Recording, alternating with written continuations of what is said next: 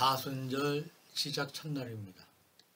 사순절 기간 동안 우리들을 위하여 고난당하신 주님을 묵상하시면서 경건의 삶을 살아가시를 기원합니다.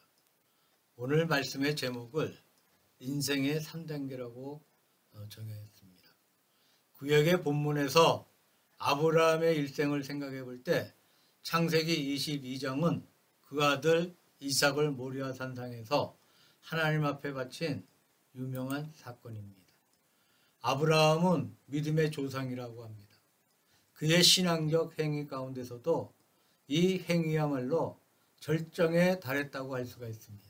자기 아들이 죽는 것도 아버지가 보기가 어려운 일인데 하물며 자기의 손으로 아들을 죽여서 하나님 앞에 제사를 바친다는 것은 사람으로서 그 이상 어려운 시험이 없다고 생각합니다. 이 사건은 아브라함의 신앙을 최고도로 발휘하게 한 시험이었다고 생각되어집니다.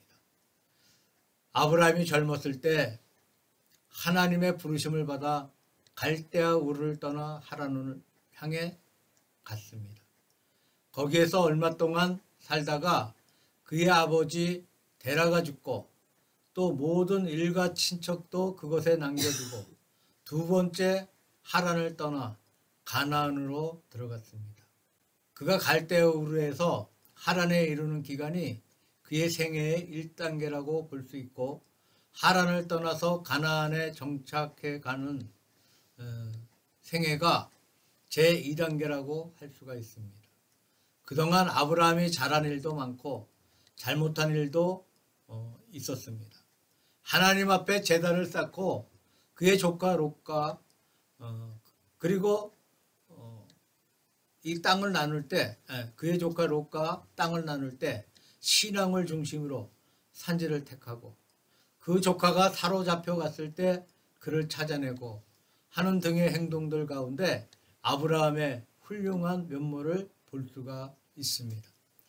그러나 그가 애굽에 갔을 때 자기 아내를 누이라고 속이고 자기 생명의 보존을 위해서 비겁한 행동을 취했다고 하는 것은 아브라함의 큰 실책이라고 볼 수가 있습니다. 이 모리아 산상에서 하나님의 명령을 받아서 아들을 바친 단계는 제3단계라고 할 수가 있습니다. 다시 말씀을 드리면 그의 신앙이 극도로 발휘된 최고의 단계는 아브라함의 신앙의 3단계고 그의 생애의 3단계라고 볼 수가 있습니다. 신약의 갈라디아서 2장 20절 말씀은 기독교의 진수를 말하고 있는 성경 구절이라는 평을 받고 있습니다. 내가 그리스도와 함께 십자가에 못 박혀 죽었나니 그런즉 이제는 내가 사는 것이 아니요 오직 내 안에 그리스도께서 사시는 것이라. 이제 내가 육체 가운데 사는 것은 나를 사랑하사 나를 위하여 자기 자신을 버리신 하나님의 아들을 믿는 믿음 안에서 사는 것이라. 내가 하나님의 은혜를 패하지 아니하노니 만일 의롭게 되는 것이 율법으로 말미암았으면 그리스도께서 헛되이 죽으셨느니라. 우리가 조용하게 한마디 한마디 이 말씀을 음미해 볼 때 얼마나 깊이가 있는 말씀인지 몰라요. 바울의 일생도 우리가 3단계로 나누어 볼 수가 있습니다. 그가 어릴 때 길리기아 다소에서 나서 성장해 가면서 헬라 철학에 친숙해지고 또 율법을 공부하는 어린 시절이 있었습니다. 그 후에 그는 예루살렘에 올라와서 바리새인이 되었고 바리새 교인으로서 앞장서서 교회를 박해하는데 맹렬하게 활동하는 시기가 있었습니다. 그의 생애의 2단계라고 할 수 있을 것입니다. 그가 다메섹 도상에서 주님을 만나게 되고 그의 생활이 전적으로 변화를 받고 예수 그리스도의 제자가 되었습니다. 이를 가리켜서 바울의 3단계 인생이라고 할 수가 있습니다. 데살로니가 전서 5장 23절에 보면 사람의 육체를 3등분해서 너희의 영과 너희의 몸과 혼과 몸이라고 말씀하고 있습니다. 사람에게는 몸의 세계가 있어요. 육체가 있어서 먹고 마시고 자는 몸의 세계가 있습니다. 그 다음에 생각하고 공부하고 인간의 철학을 구상하는 정신적 세계가 있고 마지막에 하나님과 더불어 신비한 교제를 가지는 영의 세계가 있습니다. 몸의 세계를 1단계라고 한다면 혼의 세계를 2단계, 영의 세계는 3단계라고 말할 수가 있습니다. 철학자 키에르케고르는 사람에게는 3가지 종류가 있는데 첫째는 동물적으로 사는 사람, 그저 먹고 마시고 그 외에는 아무 생각 없는 사람들이 있고 둘째로는 정신적인 사람, 철학을 하고 공부를 하고 지식을 쌓고 도덕을 닦는 사람들이 있고 마지막에는 종교적인 사람으로 하나님과 더불어 연결을 맺는 높은 종교적인 사람이 있다고 그리고 최후의 종교생활 그 단계에 오게 되면 사람은 아름답게 될 수 있다고 말한 바가 있습니다. 이렇게 제3단계의 인생은 하나님과 더불어 교제하는 가장 높은 단계를 말하고 있는 것입니다. 우리는 세상에 살고 있으며 또한 육체를 가지고 있습니다. 몸의 세계를 소홀히 할 수가 없습니다. 먹고 마시고 몸을 건강히 유지하는 것이 우리의 생활 가운데 아주 대단히 소중한 것이라는 것을 부정할 수가 없습니다. 열심히 공부하고 도덕을 닦고 수양을 하는 정신적인 세계를 부정할 수가 없습니다. 그러나 더 나아가서 하나님과 더불어 교제하는 3단계 인생이 우리에게는 반드시 있어야 한다는 것은 더 말할 필요가 없는 것입니다. 그러면 오늘 본문 가운데 있는 바울 사도의 말씀을 보면 제3단계의 인생이라는 것이 어떤 인생이며 내용이 무엇인지 묵상해 보시면서 이 생활을 그리워하고 사모하고 이 생활을 향해서 노력하는 은총을 받으시기를 축원합니다. 첫째로 십자가에 못 박힌 생활에 대해서 생각해 보고 싶습니다. 사도 바울은 말하기를 내가 그리스도와 함께 십자가에 못 박혀 죽었다 고 말씀하고 있습니다. 물론 역사적으로 말할 때 예수님께서 십자가에 달리는 순간 사울은 예수님을 믿지 않았습니다. 아마 사울이 십자가의 소식을 듣기는 들었을 겁니다. 어쩌면 직접 목격했을지도 모릅니다. 이 사울은 그 십자가를 바라볼 때 나와는 아무 관계없는 사람이다. 그 예수 잘 죽었다. 자기가 잘못해서 자기 죄로 말미암아 죽었는가 보다. 그렇게 생각했을 것입니다. 예수님의 십자가를 나와는 전혀 관계없는 한 사건으로 간주했다고 볼 수가 있습니다. 그 후에 사울이 박해자의 세월을 보낸 후에 다메섹 도상에서 이 뜻밖에도 예수님을 만나게 됩니다. 주여 당신이 니시오니까 나는 내가 핍박하는 예수라. 비로소 예수님이 나와 더불어 관계없는 사람이 아닌 것을 깨닫게 되었습니다. 그뿐만 아니라 그 예수님이 자기 생활의 중심적인 위치를 차지하게 되었습니다. 그리고 과거 몇 해 전 자기가 깨닫지 못했던 순간에 십자가에 달리신 예수님의 죽음이 다름 아닌 바로 나 자신의 죽음이라는 사실을 깨닫게 되었습니다. 그러므로 시간과 역사를 초월해서 내가 그리스도와 함께 십자가에 못 박혀 죽었다고 고백하고 있는 것입니다.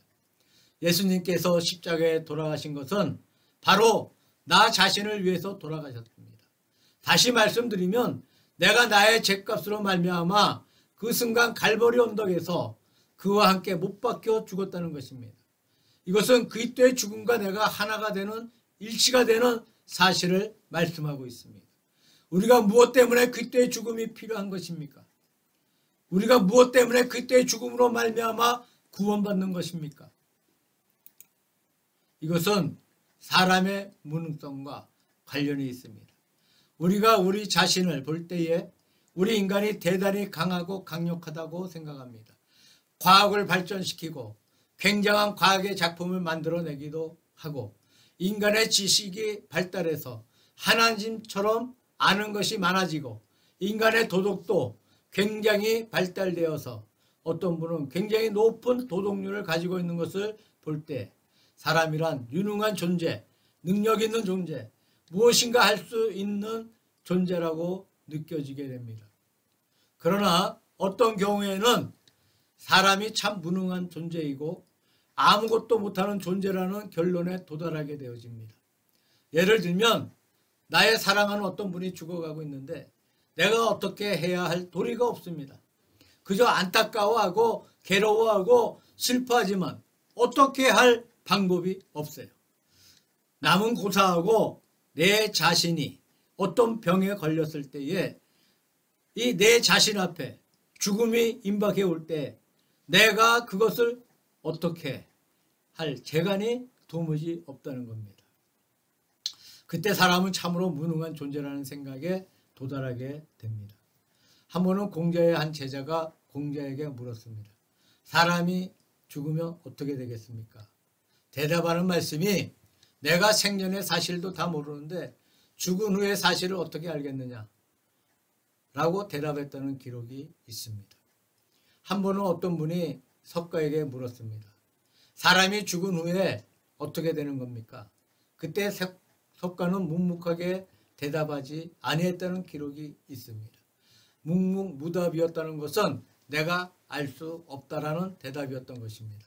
한 번은 어떤 젊은 가부가 자기의 귀한 아들이 죽었는데 이 아이를 안고 석가에게 왔습니다. 이 아이를 좀 살려주십시오라고 간곡하게 부탁을 하는데 석가가 말하기를 좁쌀 한 대를 구해와라. 그것으로 죽을 끓여서 먹이면 그 아이가 살 거다 라고 대답을 했습니다. 그 가부가 달려가려고 하니까 잠깐 있어봐라. 그런데 그 좁쌀에 조건이 있다. 아무 좁쌀이나 되는 것이 아니고 3대 동안 사람이 한 번도 죽지 않은 집의 좁쌀이어야 된다는 겁니다. 이 말을 고지 듣고 젊은 가부가 아기를 안고 이 집 가서 물어보고 저 집 가서 물어보고 사방으로 돌아다니는데 3대 동안 사람이 하나도 안 죽은 집안이 없어요. 그래서 끝내 좁쌀을 구하지 못하고 그냥 돌아왔다고 합니다. 그때 석가가 한 말이 사람이 다 죽는데 어째서 이 아이만 안 죽겠다고 생각하느냐. 이 아이를 갖다 묻고 너는 따라와서 돌을 구하라고 했다는 말이 있습니다. 이 말은 우리가 가만히 관찰해 보면 죽음 앞에서 석가는 어떻게 하지 못했다는 말이에요. 죽은 어린아이를 안고 슬퍼하는 어머니에 대해 동정은 가지만 어떻게 할 방법이 없었다는 얘기입니다. 사람은 어떻게 보면 굉장한 존재인데 어떻게 보면 무능하기 짝이 없는 나약한 존재입니다. 어거스틴, 칼빈 같은 분이 예정론을 말할 때 거기에 전제되는 조건이 무엇이냐 하면 사람의 전적 타락입니다. 사람의 전적 무능성입니다. 우리가 세상적으로 혹은 과학적으로 사람은 유능한 존재라고 할 수 있지만 우리의 구원에 관해서는 사람은 전적으로 무능한 존재인 것입니다. 우리 자신이 구원받은 문제에 우리가 어떻게 할 도리가 없다는 말씀입니다. 마가복음 10장 45절에 예수님께서 말씀하시기를 인자가 온 것은 섬김을 받으려 함이 아니라 도리어 섬기려 하고 자기의 목숨을 많은 사람의 대속물로 주려 함이라고 말씀하고 있습니다. 여기에 그리스도의 십자가의 대속의 사상이 가장 명백하게 잘 나타나고 있습니다. 히브리서 9장 28절에 그리스도께서 단번에 그 몸을 버리심으로 말미암아 많은 사람들의 죄를 대속하셨다고 말씀하고 있습니다. 그리스도의 십자가의 죽음이 만민을 위하는 대속의 죽음인 것을 말씀하고 있습니다. 제3단계 인생, 가장 높은 단계의 인생의 조건이 무엇입니까? 그리스도와 함께 십자가에 못 박혀 죽었다는 이 사실을 체험하는 것이라고 생각합니다. 두 번째로 그리스도 중심의 생활을 생각해 보려고 합니다. 내가 육체 가운데 사는 것은 나를 사랑하사 나를 위하여 죽으신 하나님의 아들을 믿는 믿음에서 사는 것이라. 그리스도와 함께 죽는 것이 있었고 이제 그리스도와 함께 사는 것이 있습니다. 내가 사는 것이 아니고 내 안에 그리스도가 살아 계시는 것입니다. 옛날에 철인 아리스토텔레스는 말하기를 사람은 비탈길에 서 있다고 했습니다. 자, 비탈길에 서 있다는 것은 올라가는 것은 힘들고 내려가는 것은 쉽다는 말이에요. 등산할 때 보면 올라가기는 굉장히 힘이 들고 시간이 많이 걸리는데 내려갈 때는 쉽게 내려올 수가 있습니다. 그러므로 사람은 향상하기는 어려운 것이고 타락하기는 쉬운 것입니다. 올바르게 배우고 올바른 사람이 되고 향상에 올라간다는 것은 대단히 어려운 일이고 악한 친구와 더불어서 사귀고 타락해 간다는 것은 너무너무 쉬운 일입니다. 그러면 어느 때 타락해 가고 어느 때 향상해 가느냐 하는 것이죠. 제가 생각하기는 나만 위해서 살려고 할 때 사람은 타락하게 된다는 겁니다. 어떤 분은 지옥은 이기주의자가 모여 사는 곳이다 라고 말했습니다. 사람은 자기밖에 몰라. 남은 전혀 생각하지 않습니다. 바로 그 세계가 지옥의 세계라는 말입니다. 사람이 자기만 생각할 때 그 생각이 옹색해집니다. 생활이 타락해 갑니다. 물론 사고도 많이 타락해 갑니다. 그러나 나를 위해서 아니고 누군가 남을 위해서 살려고 할 때 사람은 향상해 나가는 것입니다. 예를 들면 친구를 위해서, 부모 가족을 위해서, 국가를 위해서 혹은 예수님을 위해서 산다거나 어떤 한 목적을 위해서 자기의 몸과 정신을 바쳐 살 때 사람의 생활은 고상해지고 높아지고 거룩하게 될 수가 있습니다. 남성과 여성을 구별할 것 같으면 남성은 강한 것으로 표현할 수가 있습니다. 강한 생활력을 가지고 가족을 구해가는 것에 남성의 이 특색이 있습니다. 여성의 특색은 아름다움에 있죠. 남성의 특색인 강한 것도 여성의 특색인 아름다움이라는 것도 혼자 살면 다 못 지켜낸다는 겁니다. 사람이 혼자 살게 되면 타락해져서 강한 것도 없어져 버리고 아름다운 것도 없어져 버립니다. 남성은 자기의 대상인 가족을 생각할 때 부양할 책임을 생각할 때 강해질 수가 있습니다. 여성은 자기의 남편을 생각할 때 아름다울 수가 있습니다. 다시 말씀을 드리면 사람은 자기를 위해 살 때는 오히려 타락하고 내려가고 남을 위해 살 때 올라간다는 거예요. 남을 위해 사는 삶. 그 가운데 최고의 남이 누구입니까? 바로 예수 그리스도입니다. 기독교의 교리 가운데 거듭난다는 교리가 있습니다. 이 교리를 잘못하면 오해하기가 아주 쉽습니다. 거듭난다는 것은 우리가 완전하게 된다는 그런 뜻이 아닙니다. 사람의 죄가 전부 없어지고 도덕적으로 완전에 들어가는 것이 아닙니다. 물론 기독교 역사에 보면 완전주의자가 있기는 했습니다. 완전주의 자체도 제가 보기에는 완전한 분들이 아니에요. 역시 우리는 부족한 사람들입니다. 연약한 사람들입니다. 다른 한편으로 거듭난다는 것은 사람들의 성격의 변화를 가리키는 것이 아닙니다. 예수를 믿고 거듭나면 다른 사람이 되어버린다. 성격이 확 변해버리는 것이다. 그것도 아닙니다. 하나님께서 우리에게 주신 성품이라는 것은 우리에게 주신 선물인데 날 때부터 죽을 때까지 계속 가지고 간다고 생각합니다. 물론 약간의 개량은 있어요. 약간의 변화는 있습니다. 그러나 근본적으로 변해가는 것은 아니라는 겁니다. 그러면 거듭난다는 것이 무엇인가? 우리가 완전하게 되는 것도 아니고 우리의 성격이 변하는 것도 아니고 우리의 생활의 목표가 나 중심에서 그리스도 중심으로 옮겨가는 것입니다. 예를 들면 여자들의 일생을 보게 되면 처녀 시기에는 자기를 위해서 살게 돼요. 결혼을 하면 남편 중심으로 살게 됩니다. 음식을 만들어도 남편 중심으로 만들고 집을 꾸미는 것도 남편이 좋아하는 면으로 꾸미고 모든 것을 남편 중심으로 하게 되죠. 그 다음에 자녀를 낳게 되면 자녀 중심으로 살게 돼요. 남편과 자녀가 절대적인 조건입니다. 남편들이 있기 때문에 그 부인들은 아름답습니다. 자녀들이 있기 때문에 그 어머니들은 강할 수가 있습니다. 우리의 거듭난 생활이 무엇이냐? 마치 처녀가 부인이 된 것처럼 우리가 그리스도의 아내가 되어서 그리스도 중심에 살게 되는 것입니다. 그때 우리는 참으로 하나님 앞에 강한 사람이 될 수 있고 아름다운 사람이 될 수 있다고 생각합니다. 스코틀랜드의 개혁자 존 락스라는 분이 있습니다. 그의 무덤에 이런 글귀가 있어요. 여기 결코 사람의 얼굴을 두려워하지 않던 사람이 잠들고 있다. 자, 이 분은 너무나 하나님을 두려워했기 때문에 사람을 도무지 두려워하지 아니했다는 글귀가 있어요. 하나님을 철저히 두려워하고 하나님 중심에 철저히 살 때 사람을 두려워하지 않는 이런 강력한 사람이 될 수 있는 것을 보게 됩니다. 이것이 3단계 인생의 둘째 조건이 아닌가 생각합니다. 마지막 세 번째로는 사명감에 사는 생활. 자, 사람들은 강력한 소명감에서 산다고 믿습니다. 언제인지 모르겠지만 어떤 잡지를 보니까 중동에서 옛날의 이 문화를 재생시키기 위해 많은 고고학자들이 모여서 신전을 재현하는 옛날의 건물을 재현시키는데 어떤 신전의 기둥 하나를 옛날 모습 그대로 재현시키는데 무려 수십 년이 걸렸다고 합니다.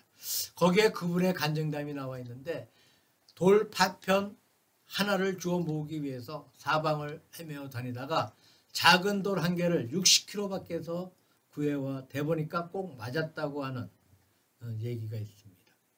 그래서 너무너무 기뻤다는 거예요. 수십 년을 그 넓은 더운 곳에서 기둥 한 개를 맞추어 세워놓고는 좋아하고 있습니다.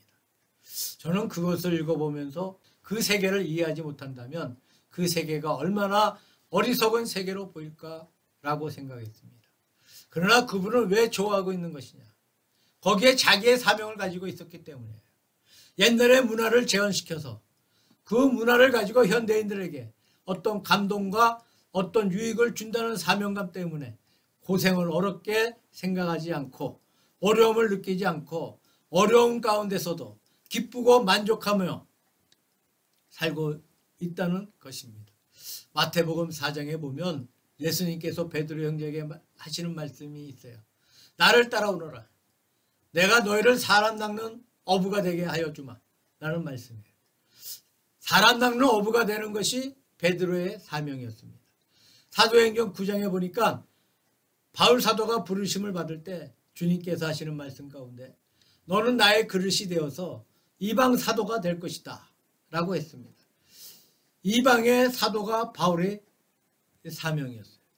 이사야서 6장에 보니까 이사야 선지자가 하나님의 전에서 하나님을 만나 뵌 기록이 나오는데 그때 하나님께서 이사야에게 말씀하시기를 우리를 위하여 누구를 백성에게 보냈고 라고 하십니다. 그때 이사야가 말하기를 제가 여기 있습니다. 저를 보내주시옵소서 라고 했어요. 자, 이 말을 자세히 생각해 보면 여기에 세 가지 대상이 나와 있어요. 하나님, 이사야, 백성. 요한복음 21장에 보니까 예수님께서 베드로에게 묻고 있습니다. 내가 나를 사랑하느냐? 제가 주님을 사랑하나이다. 가서 내 양을 먹이라. 여기에도 예수님, 베드로 그리고 양 이 세 가지 대상이 나와 있습니다. 우리의 사명감은 어떠한 것일까요? 이 세 가지 대상 가운데 어떤 사람은 자기만 위해서 사는 사람이 있습니다. 모든 목적이 자기예요. 자기만 잘 살면 되고 자기만 돈 벌면 된다는 거예요. 자기 중심에 사는 것. 가장 낮은 생활이라고 생각합니다. 그 다음에 백성을 위하여 혹은 양을 위해서 자기의 사명의 대상을 위해 전심을 다해 사는 분이 있어요. 이는 보다 더 높은 생활이라고 생각되어집니다. 그러나 그 생활이 완전한 생활이 아니라는 겁니다. 제3의 대상이 있어요. 그것은 주님이에요. 주님을 위하여 하나님을 위하여 백성에게 가는 것입니다. 이것이 제3단계의 생애이고 이것이 우리가 말하고 있는 사명감입니다. 예를 들면 농사를 짓습니다. 나를 위해서 농사 짓는 것이 아니에요. 단순히 농사를 위해서 농사를 짓는 것도 아닙니다. 하나님을 위해서 종사하는 것이 아닙니다. 학생을 하나님을 위해서 농사를 짓습니다. 또 교육에 종사합니다. 나를 위해서 종사하는 것이 아니고 학생을 위해서 하는 것이 아니고 하나님을 위해서 종사합니다. 또 정치를 합니다. 또 사업을 합니다. 모든 직업이 그렇습니다. 하나님을 위하여 내가 일을 한다. 여기에 사명감이 있습니다.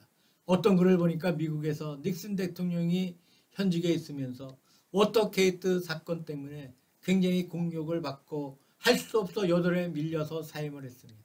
그런데 닉슨이 처음에는 버티고 사임하지 않으려고 했습니다. 그런데 닉슨이 결정적인 사임을 하게 된 동기가 무엇이냐면 그 비하가 실려 있는데 미국의 유명한 목사님인 빌레 그레햄이 닉슨을 멀리하고 포드 부통령을 가까이 한다는 정보가 닉슨의 귀에 들어갑니다. 닉슨은 그 정보를 듣자마자 사임서를 쓰고 국무장관에게 보냈다는 비하가 있습니다. 빌레 그레햄은 한 전도자에 지나지 않습니다.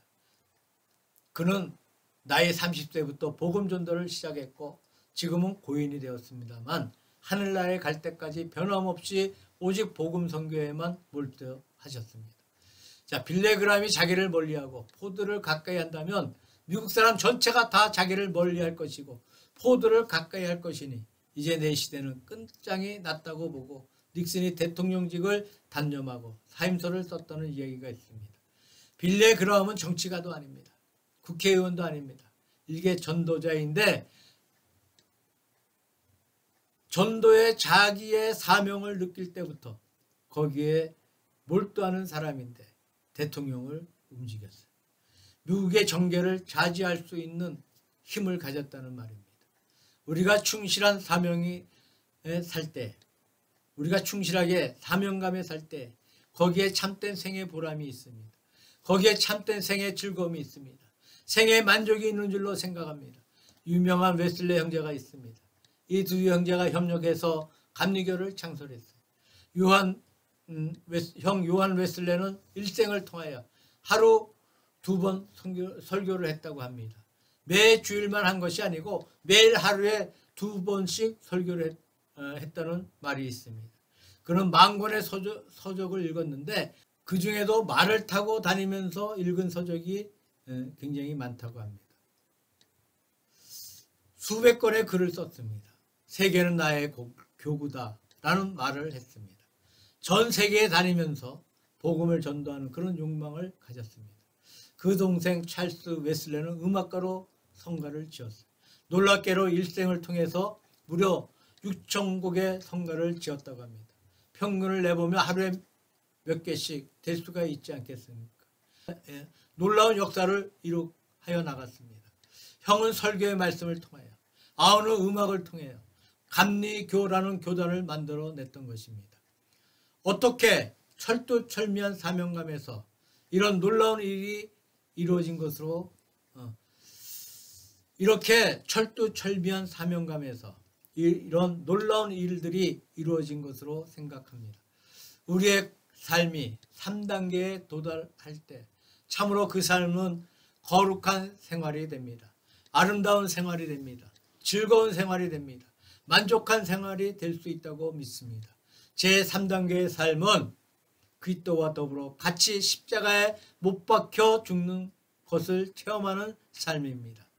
그리스도와 같이 다시 살고 그리스도 중심에 사는 생활이 됩니다. 그리고 철두철미하게 자기의 사명감에서 사는 생활이 되는 것입니다. 우리 모두 이 제3단계의 인생을 목표로 삼고 제3단계가 나의 생활이 될 수 있도록 노력하고 힘쓰시기를 예수 그리스도의 이름으로 축원합니다.